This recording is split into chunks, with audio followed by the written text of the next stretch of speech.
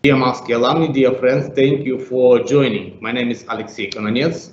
I'm a Muskie Fellow from 2003. I got my public administration degree from State University of New York at Albany.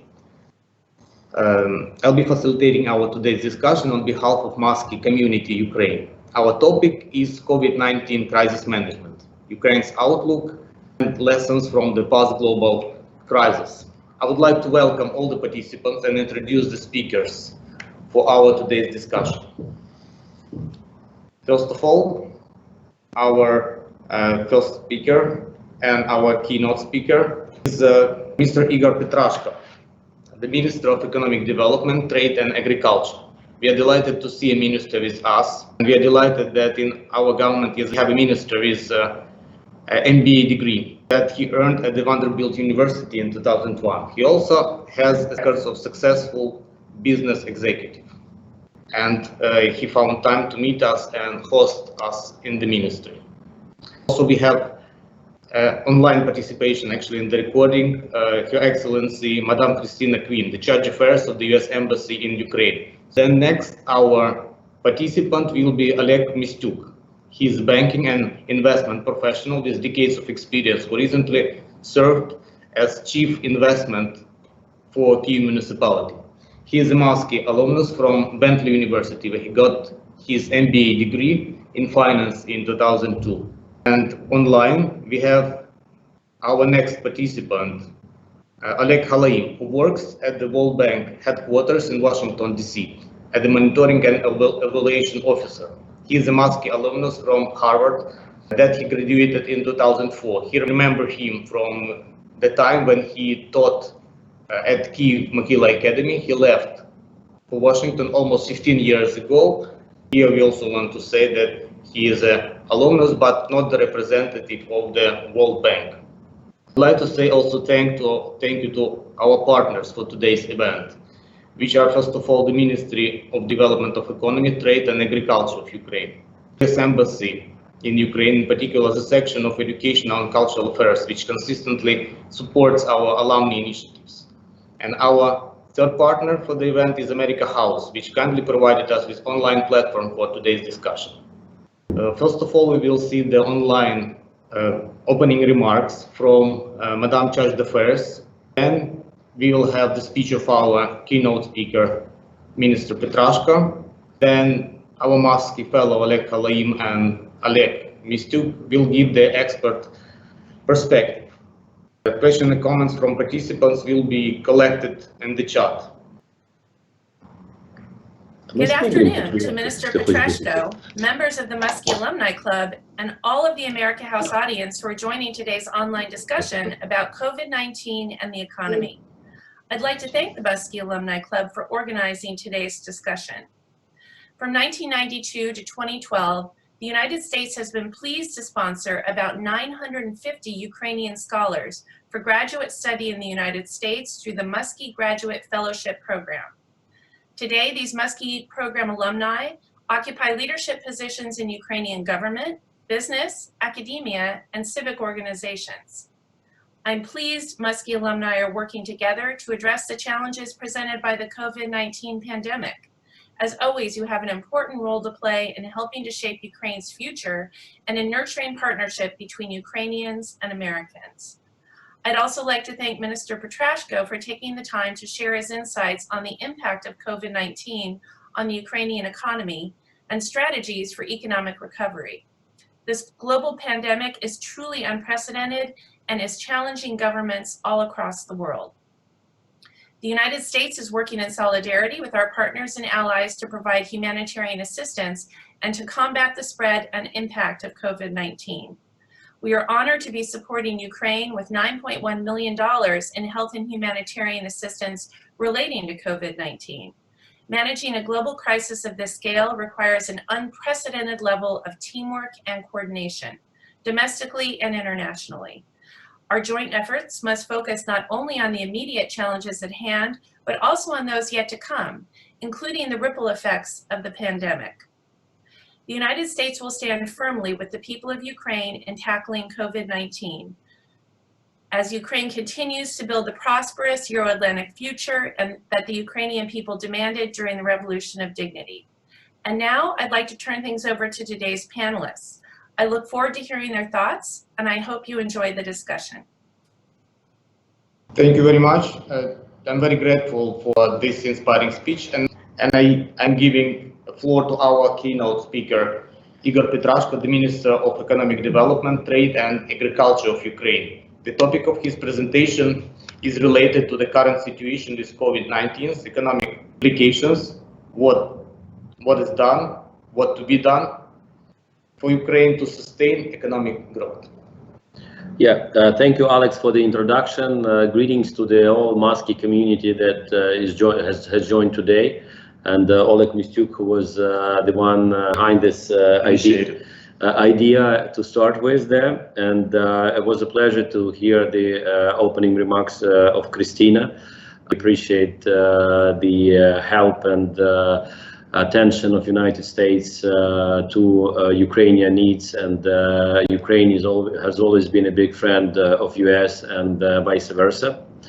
To start on the topic that's agenda today, not only in Ukraine but also in all over the world. It's clearly the pandemic, and the analysis and opinion of the situation, as well as of many experts around the globe, that there is always a reason for the crisis. And there has been a debate last 2 years when the crisis will happen, and I'm speaking right now about economic crisis. Experts around the globe in the banking sector, in the macroeconomists, in the central banks, was not debating whether it will happen, but was debating when. And it's always the case that economic crisis is expected, but it's always unexpected reasons that lead to this crisis. Nobody could expect that there will be coronavirus responsible for this event, and that makes this economic crisis unique. If we talk about the periods of 1990 crisis 9, 2007, 2008, 2009, they were all more financial driven crisis. This one is a different kind. The coronavirus is targeting the economy itself, the nature of economy itself, the production lines, the communication, the supply chains, and the food security, the mobility of people. It's targeting areas which for maybe like 40 years we have been used to as being something given by the situation and by the world economic order, if we can say. So this crisis is unique, that it will have more long-term impact on the way the global economy interacts. And we do see already many messages from countries like United States, European Union, in Asia, that are debating how they should build their way forward and what challenges will be ahead to tackle them, because we understand that this probably is the first bell in the agenda of potential future biohazards and that will population and the humanity will face. So for us, it was stepping into the position of the Minister of Economy and Agriculture. The first days was already a crisis rolling out, and the first challenges that the Cabinet of Ministers had to face was to first of all make people safe, and that was very important task, because economy is very critical, but at the same time the health of the population is critical as well. And our challenge was to stop spreading of the coronavirus and make sure that the medical system, the public health system in Ukraine will be able to cope with the increasing number of patients. Clearly, the Ukrainian health system is not in a great shape and was in the middle of the transformation initiated by the former Minister of Health. And I'm very glad to see that, and I think you can also agree to that, that growth in cases in coronavirus cases in Ukraine has been on the best international examples in terms of the statistic of speed of growth, and the public health system worked quite well, and more importantly, the population reaction was unexpectedly, to some extent, orderly, and that all resulted in the situation where we right now. That I think we are not over the health crisis yet, but we are in the right path forward, and we believe that according to the calculations we receive from the in different institutions that are experts in that, we expect the maximum growth of cases somewhere in the beginning of May, and the restrictions that are currently put in place, primarily that restrict like movement of people and economic activities, if everything goes well under this statistic, we hope that after May 11 we will start easing out and will start to provide the boost to the economy. In terms of what economic measures we have taken, we try to take the best from the experience that United States had and European Union in two sides. Now I'm speaking about economy because, again, the coronavirus crisis was a reason for the economic crisis there, and there are different recipes which has been in place in US in particular for almost 100 years already, since 1930s. So we try to look and to see what can be used here in Ukraine in particular, and how we will react to that. So first of all, we try to roll over the packages to support people who were out of the jobs, and the businesses who were forced to go to the partial shutdowns, and we did several programs that supported both population. We haven't seen a big surge in unemployment as it was in the United States, and I think this is more culturally and the way the unemployment market is structured in Ukraine. But we have been ready, and we were ready to pay the people who came for the unemployment benefits. It's very important as well to maintain the good order in terms of and good expectations in terms of the future. The second, we also introduced like the so-called the temporary unemployment measures, that we provide support to the businesses which send people for temporary unemployment without laying them off, and we pay to the businesses so they can actually compensate and keep people, and as soon as the crisis is over and the quarantine is over, they will come back to work, and we have been very successful in that. So there are lots of businesses which are using and will be using this program in the coming weeks. Then we introduced an amendments to the program that would allow businesses who have existing debts with the banks to ease them those payments burden for up to a year by subsidizing the interest rate. So again, the key notion there is that to provide more vision for stability for the businesses, so they know that they don't need to file for bankruptcy, but they can instead apply for the government support and to receive the compensation for interest, and this is as well helps the banking system itself.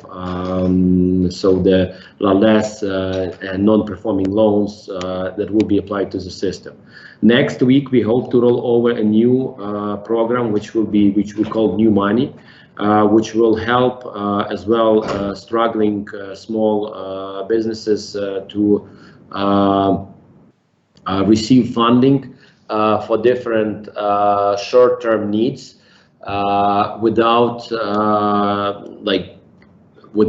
significant burden of the situation, because clearly we understand that the banks would not support them directly unless they actually have a ability to share the risks, because the businesses are currently not working, so obviously they cannot show to the bank that they have a long-term plan and that they actually have the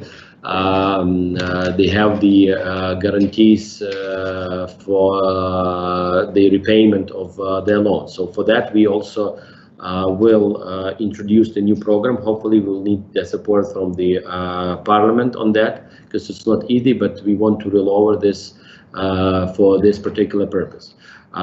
Later, we are in discussion already with international donors as well to create a plan this regardless of coronavirus, but this will be very important for the overall economic system, and to roll out a plan to provide additional let's say guarantees to the banking system, and as well compensation to some extent on the interest rate for the businesses to be able to do a long-term planning.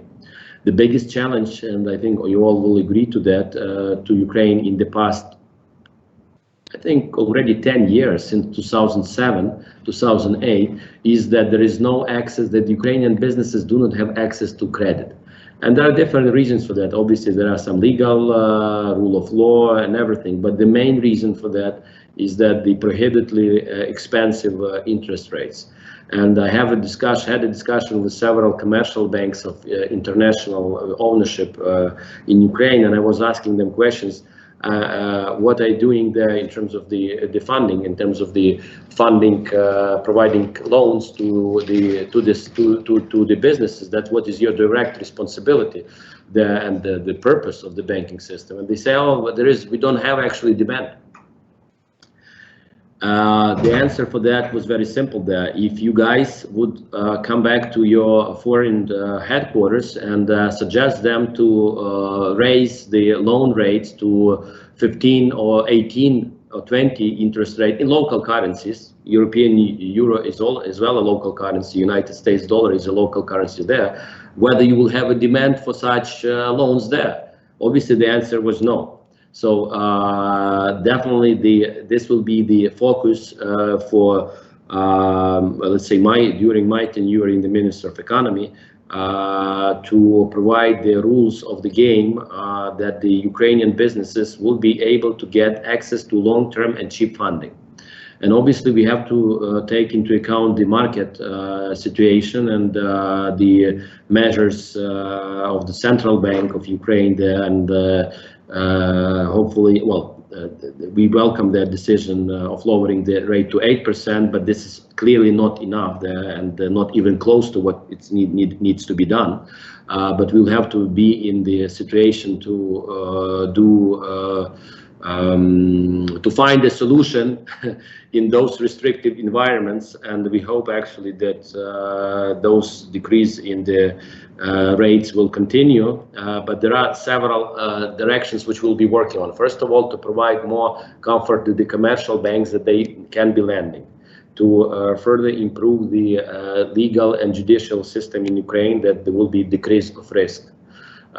Third, we will be introducing government programs in order to provide all Ukrainian businesses with accessible funding, because you understand that this is a multiplicator effect. In fact, if we are talking about like the new loan portfolio of maybe like 200-300 billion hryvnias to start with per year, this is not a big amount of money on a grand scale. If we are talking about the interest rate, in order to bring this to 5% approximately for the businesses to do a long-term planning for 10 years and to be able to invest and to be competitive with European Union and United States, because funding is a basic way that the competition is calculated on, and here we are very uncompetitive.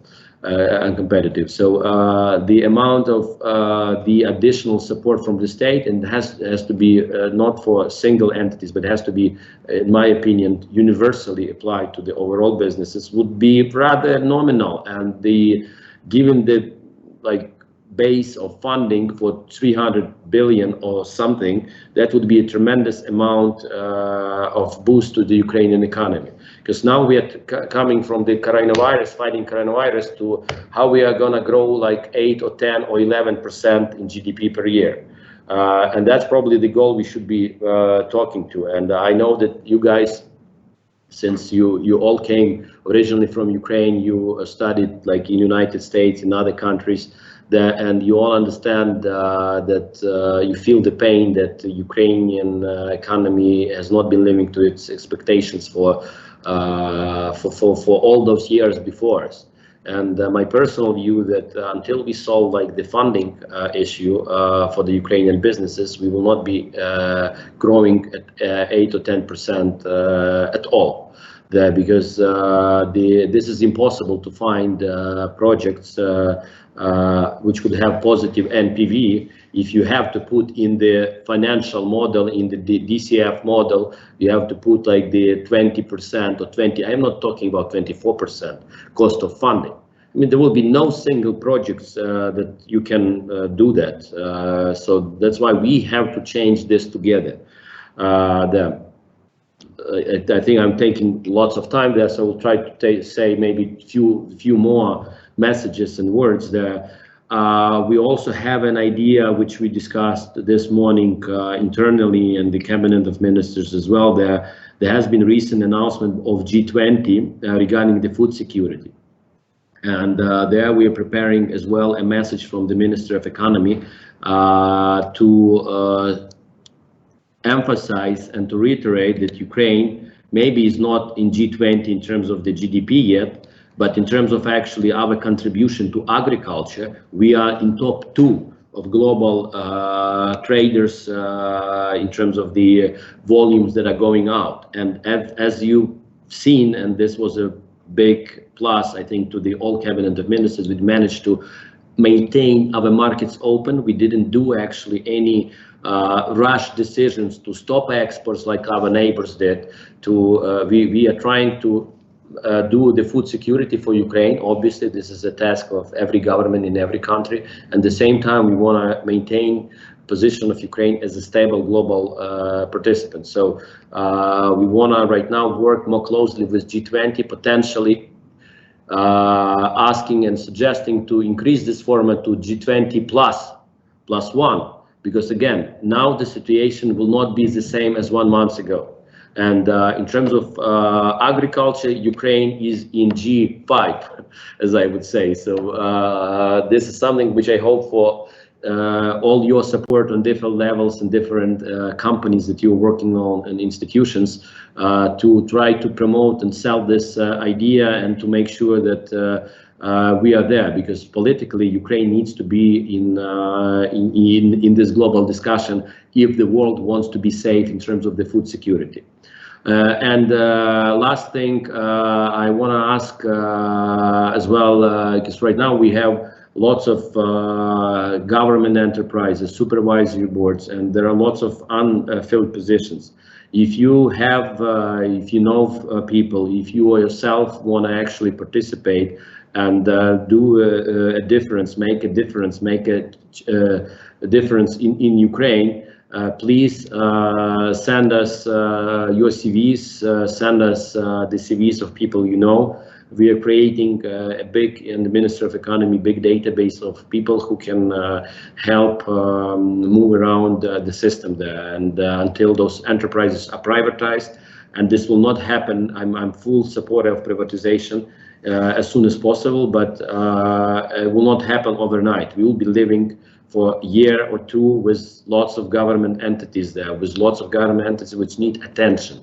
So please send us like the people you know, because we need them.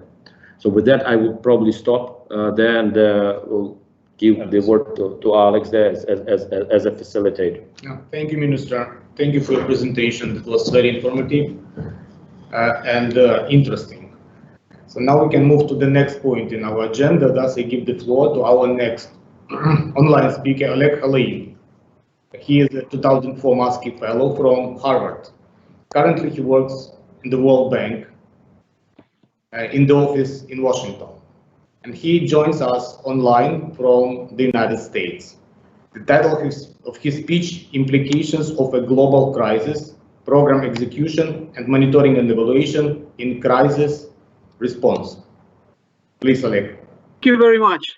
I'm very pleased to see old friends here, even virtually, to see the government take this very seriously and in a very open manner.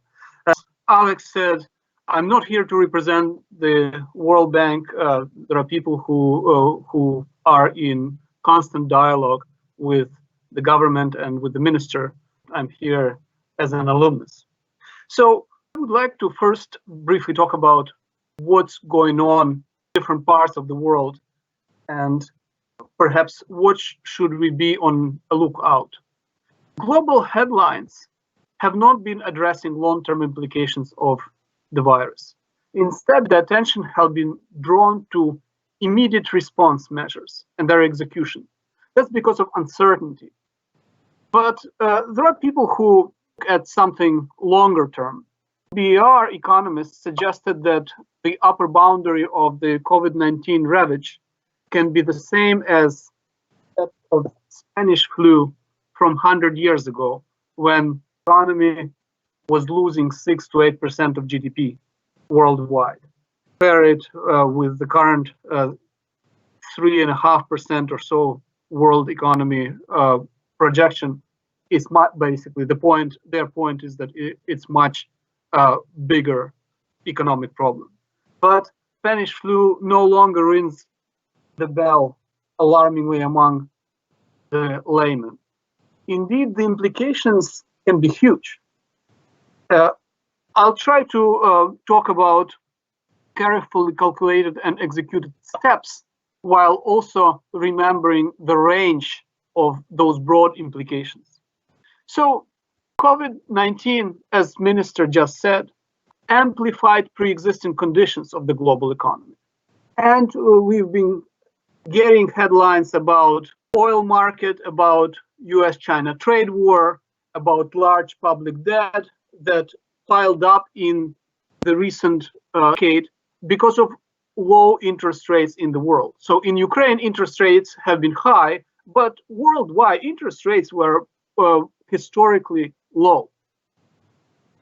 And then the virus brings new threats that surfaced, such as collapse of tourism, collapse of leisure business, sluggish real estate market, challenges with food security. And I also would like to put it on the table, the topics that are less understood and therefore maybe less talked about. Macroeconomic challenges, such as a relation between demand stimulating public spending and inflation, or remittances and migrant jobs, or capital flight to safety, but where it's safe, it's zero interest rate. So starting with oil price, everybody was shocked that oil price went below zero somewhere in the US. But in the absence of demand, maintaining storage is costlier than the negative price. It's almost logical to, and definitely not shocking. But what is shocking is that well-armed Saudi Arabia reached out to the Houthi rebels in Yemen for peace talks. Similarly, a lot of experts are saying that oil exporting Russia may soon change its stance on Venezuela, Libya, Syria, Ukraine, and even the solution to the Kuril Islands be nudged by this situation, given the prospects of selling its Arctic liquefied natural gas to Japan. Oil price is significant not only in and of itself, but also as a factor of pricing other fossil fuels, pricing of energy, pricing of transport, products of metallurgy, mitigation of climate change, many, many more.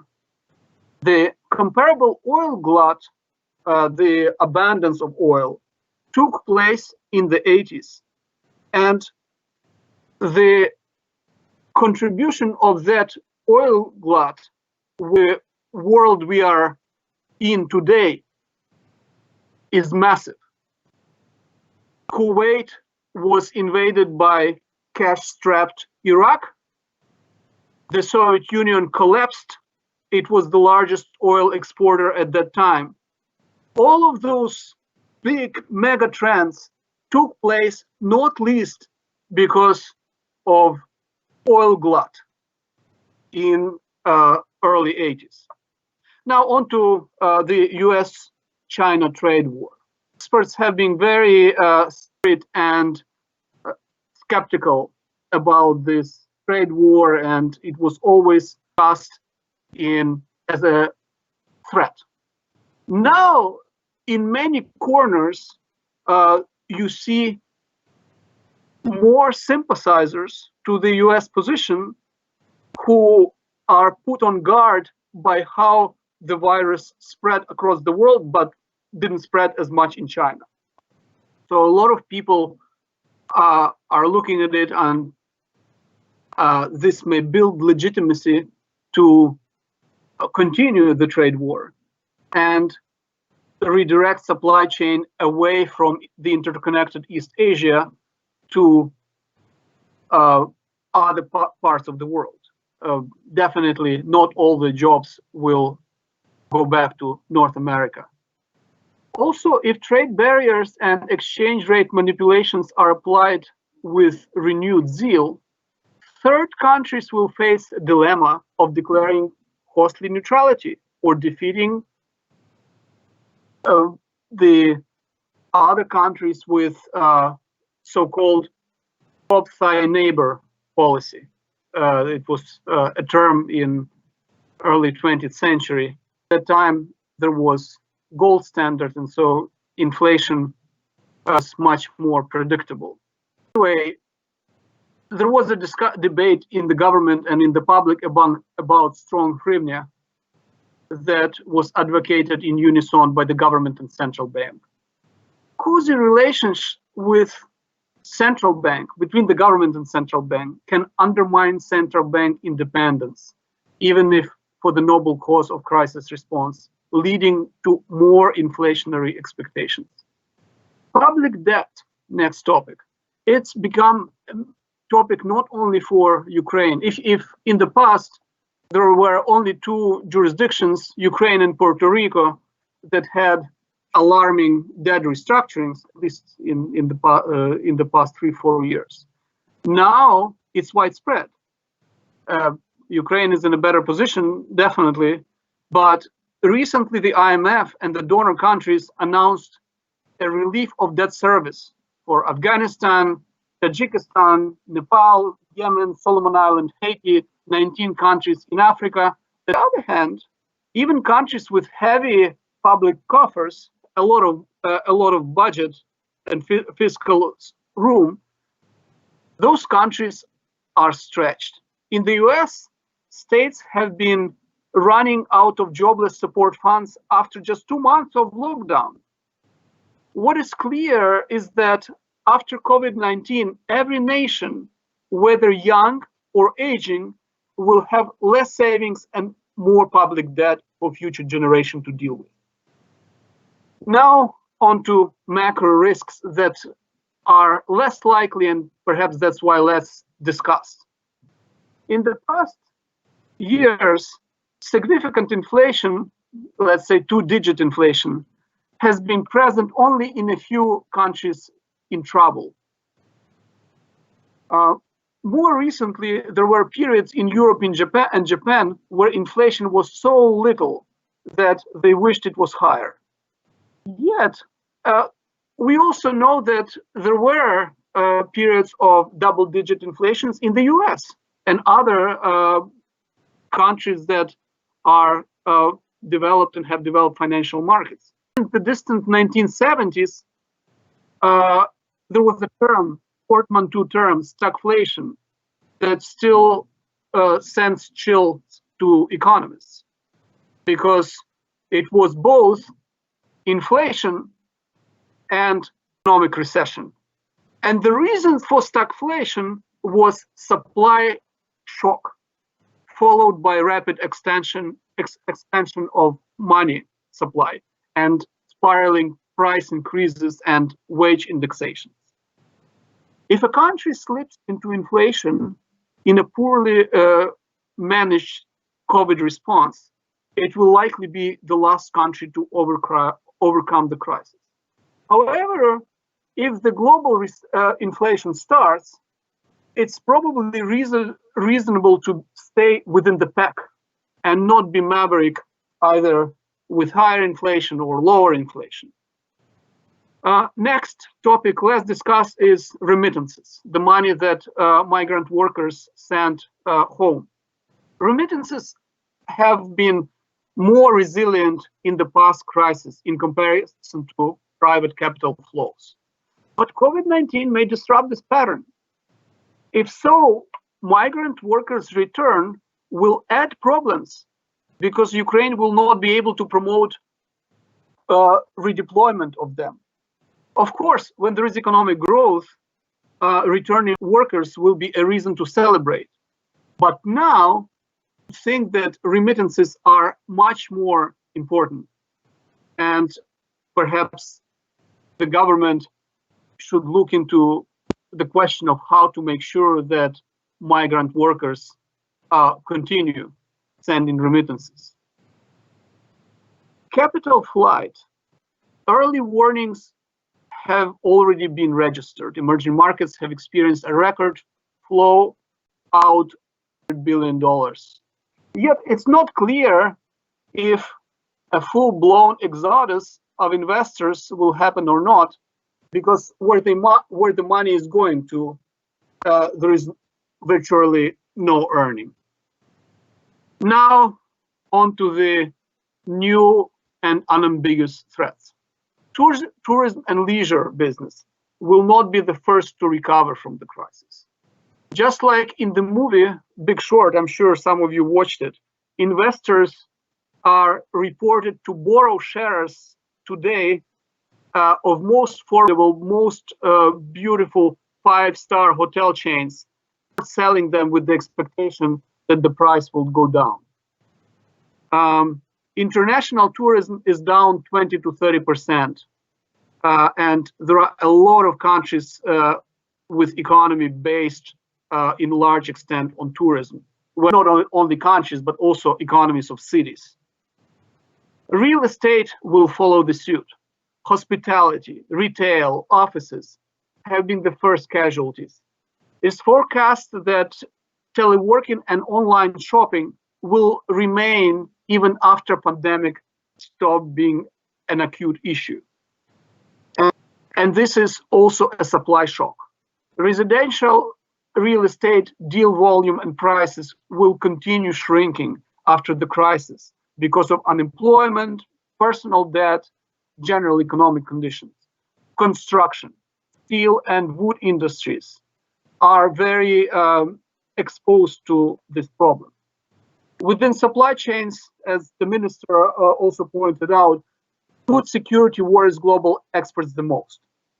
While food stock for subsistence food is sufficient, subsistence meaning rice, potato, grain, transportation, logistics, and retail are in crisis. And vulnerabilities seem to be more embedded in cash crops that are in the heart of food and agribusiness. And so there will be higher prices, and sure, Ukraine can probably benefit from it, but it's not going to be automatic. Governments and international institutions are on the vanguard of crisis response because it is believed that the previous crisis response, previous fiscal expansions were very successful. And people learned that if you don't support something that was successful, it will backfire politically. Anyway, everybody agrees that the crisis response in the aftermath of 2008 has been executed perfectly. And execution becomes very important and public funds and private investors will be much more precious, even if it's not felt that way now. President Zelensky and his government prevailed in the struggle with corruption and outright stealing in and around the highest public offices. But the challenge of quick response to the crisis still poses a risk of corruption and poor execution.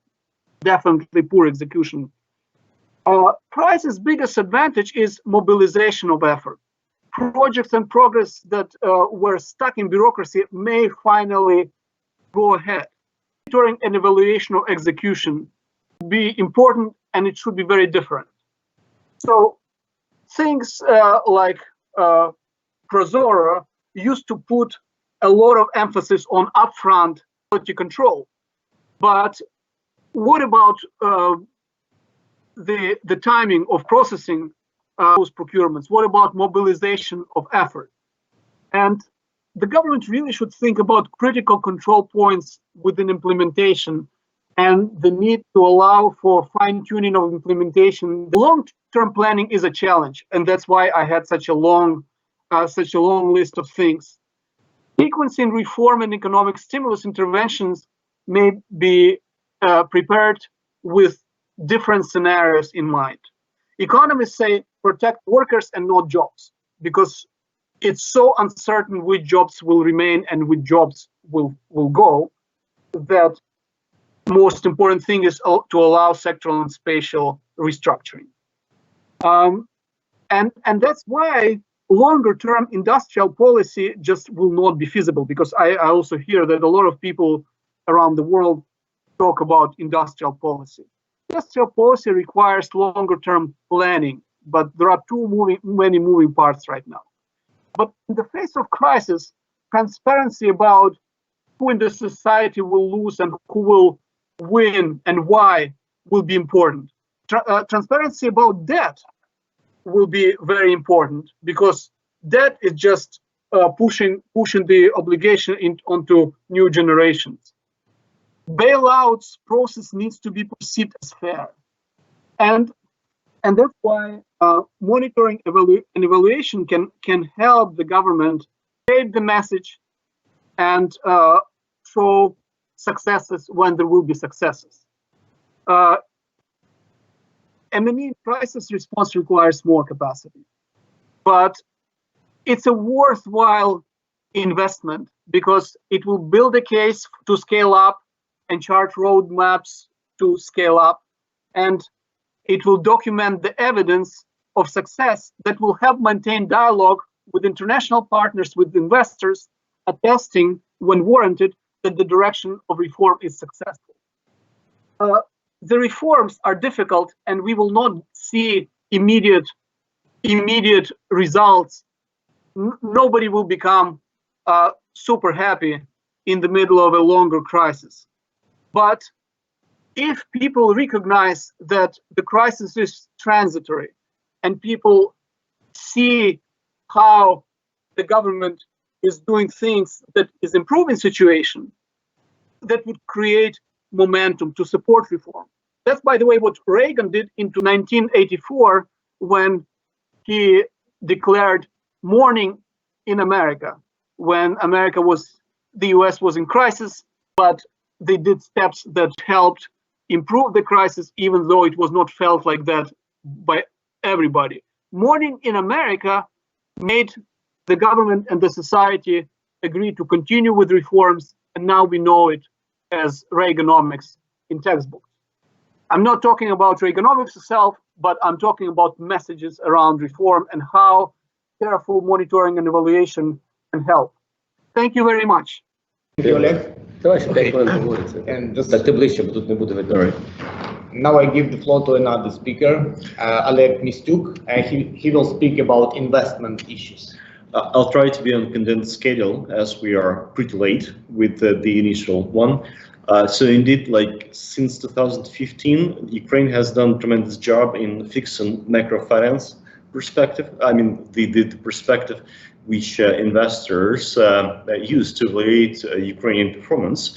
We've done a lot of good things in regard to financial stability, budget planning. FX was pretty addressed during the last couple of years. And as a result of such, early this year, just before the crisis, I would say, the Ministry of Finance fixed 4.365 for 10-year bond, which is a really, really good result for the Ukraine, which used to be like a year ago, 2 years ago. But indeed, I would fully agree with the Minister. This time we need to think about other instruments which has been not used previously in order to reduce the funding rate further, without which the banking system in Ukraine will be struggling to forward the resources which they have currently available between the large state corporates and the SMEs, which indeed do need money in order to restore their business operations as soon as the current time will be over.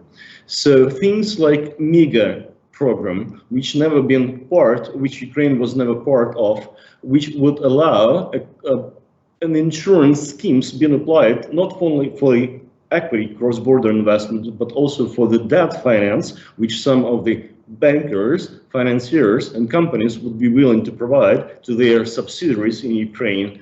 That has to be addressed in the future months in order to bring the interest rate for the cross-border funding back to the level of 4%, 3%, maybe even 2%, like it was the case with the special bond issue, which Ukraine did, if I'm not mistaken, like 2 years ago, with the guarantee provided by the US Treasury. That time, Ukraine has managed to place its bond with the interest rate of lower than 1%.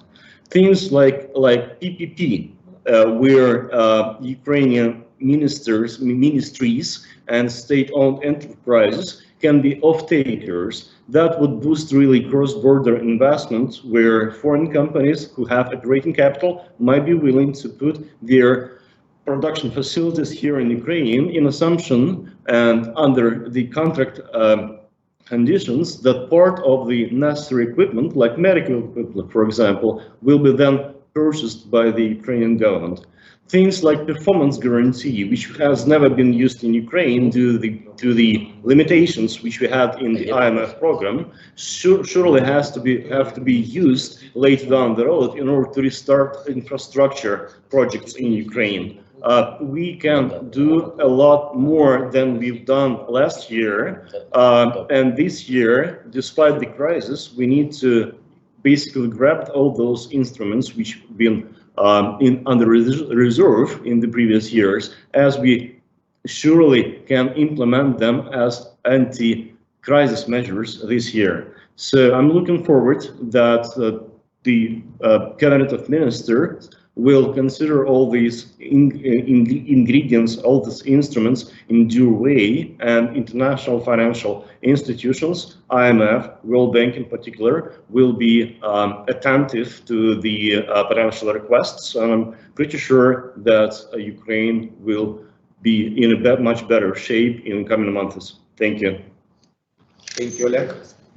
So if you have any questions, maybe you can post or you can say aloud it to the minister, and he will have time to answer your question. So if you have the questions, yeah, you can write it in the comments. Okay. Thank you very much then. Hope we actually will have more occasions to talk in the future. Thank you, guys. Yeah, thank you. Thank you, Minister. Thank you. Very much.